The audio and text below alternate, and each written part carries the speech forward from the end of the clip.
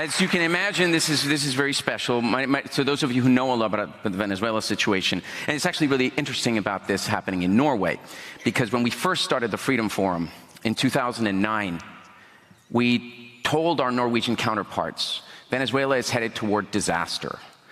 And rather than, choosing to allow the possibility of this as a dialogue, a large sector of the Norwegian elite in the public policy side decided that we were right-wingers and Chavez was a heroic figure.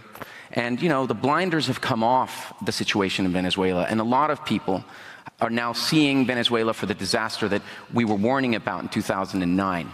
What has happened throughout this for more than 20 years is that María Corina Machado has tirelessly worked against the encroachment against human rights and against the dictatorship. And right now, after having exiled so many other political leaders, she continues to fight. And she won the primary elections with a massive, massive vote. If there was actually a democratic, fair election in Venezuela, she would win in a landslide. So they disqualified her. So she said, well, this lady should go in my stead. They disqualified her as well. So then those two decided, well, then let's let this gentleman do it.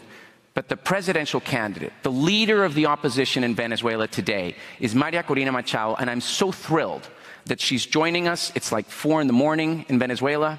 So, María Corina, are you there? Here I am. Thank you very much.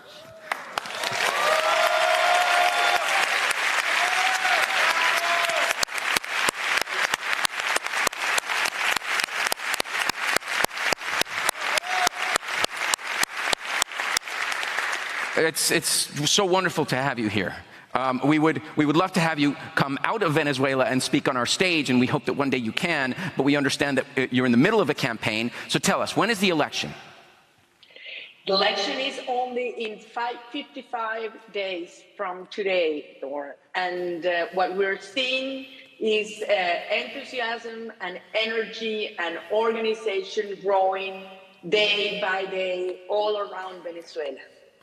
It is inconceivable that this government, which is now a large narcotic trafficking operation, a massive kleptocracy that steals the oil money and is involved with all kinds of other regimes, and they're ruthless and they kill. It's inconceivable that they are going to allow you to win an election, to allow your candidate, to allow your party to win an election. How is it either you are one of the most inspiring and at the same time not on the level with reality? Explain to me what is going on. How is it that you're so enthusiastic about this idea that you can actually win this? Well, first of all, I imagine you know that we are not naive concerning what the regime is willing to do. We've been facing, as you said, persecution, violation of human rights. Part of my team is in prison right now. We cannot appear on the media. We have no resources. We have been attacked when we have rallies or we move around the country. I mean, it is obvious the regime knows that in a free election, in a competitive election, we will beat them, as you say, in a landslide. But the fact is the regime is not the same anymore. The regime is weaker and weaker every day. They have totally lost their social base, but at the same time, the networks they use for social control, for terror in the population are also breaking down. We are facing an election in which more than 80% of our people desperately want change and are willing to fight. This has turned much more than into an electoral struggle. This has turned into an ethical, an existential, even a spiritual fight for dignity, for freedom, and for having our children come back home. That's beautiful. Now, your campaign managers have been persecuted. You've just said that a large part of your team is in prison. I know because I've spoken to some of them. Some of them are actually inside a foreign embassy seeking asylum. How is it that you are carrying out a campaign in what is a siege environment? Is it, I mean, how is that going? And how do your rallies occur?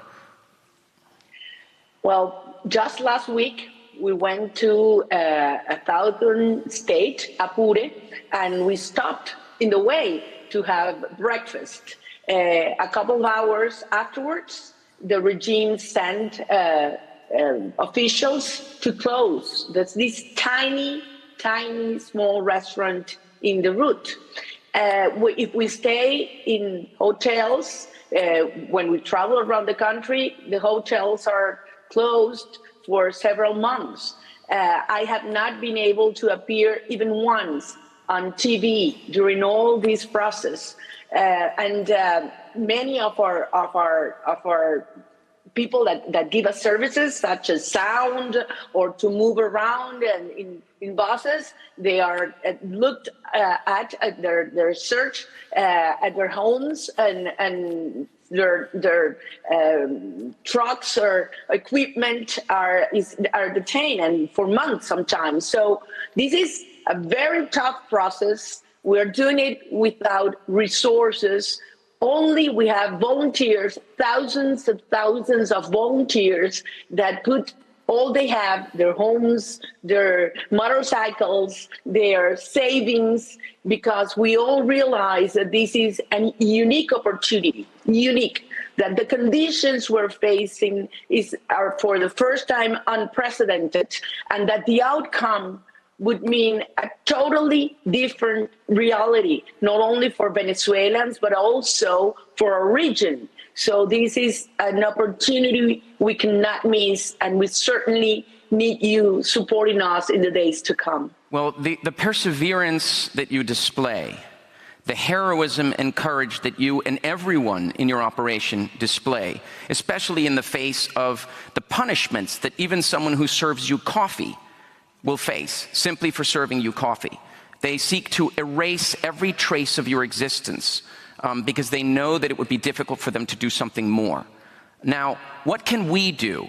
What can we do to assist you?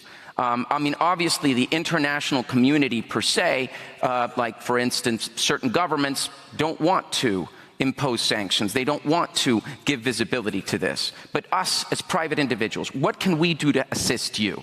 And please be as granular in your request as you have been about describing the challenges that you face. Well, first of all, I would say we need voices telling the truth. Maduro and his allies around the world had managed to convey the idea that this is all lost, that Maduro will stay in power and there's no way we can get victory. And that's totally false. I mean, this is a civic movement that has so much strength that the regime is certainly worried. And we need to convey this message to the world. We are close to the possibility to defeating Maduro under the toughest conditions. We have to make the world understand what it would mean if Maduro stays by force. That would mean that we could have the biggest migration wave so far. And Venezuela is already the biggest migration crisis in the world, biggest than Syria, biggest than Ukraine. I mean, this is huge. But on the contrary, if we manage to win, we will not only see these flows of migration stopping, but we will see a big part of almost 8 million Venezuelans that are all over the world coming back. Secondly, we need support. We need resources for communication, to defend our votes, to make sure that 600,000 people on July 28 are able to do their job as volunteers, but standing firm in every single polling station around our country. We need resources to mobilize our people, and certainly to be sure that we can have the correct results in real time. And third, we certainly need moral support. We need pressure around the international community to understand that what is going on in Venezuela has the possibility to turn around the situation for a whole region. We could turn the hub of crime and destabilization in the Western Hemisphere, the regime that is the biggest ally of Putin and Iran, and turn it into a promoter of human rights and freedom for the region. And this is what's at stake right now, only 55 days away from today. So if I can summarize, Maria Corina, the three things that you want to communicate, the main one is forget what people say that this is a lost cause. The main one is this is not a lost cause. We can actually win this in 55 days. That's your first message. The second message is you need resources. Specifically, and by resources, you mean you need communication resources, you need the ability to have people be able to mobilize 600,000 volunteers so that the votes are not stolen.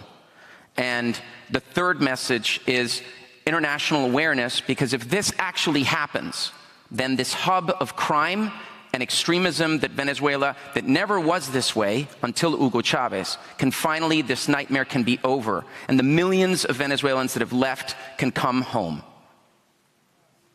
Absolutely. And what I want you to know, I want to convey this, is that every single Venezuelan I meet around the country, people that used to support the Chavista regime, come to me and say, I want my kids, I want my children back home. And I know the only way that could happen, or I don't want my last child to leave. And the only way to have that to happen is that we have regime change and that we can bring back home to our country. That's the only way people find future. And that's what we're building. And this is very powerful. Believe me, this is growing as we speak. And it's turning into a movement so powerful that even this regime will have to accept that we defeated them and that victory and democracy will come back to Venezuela. Well, thank you. Thank you.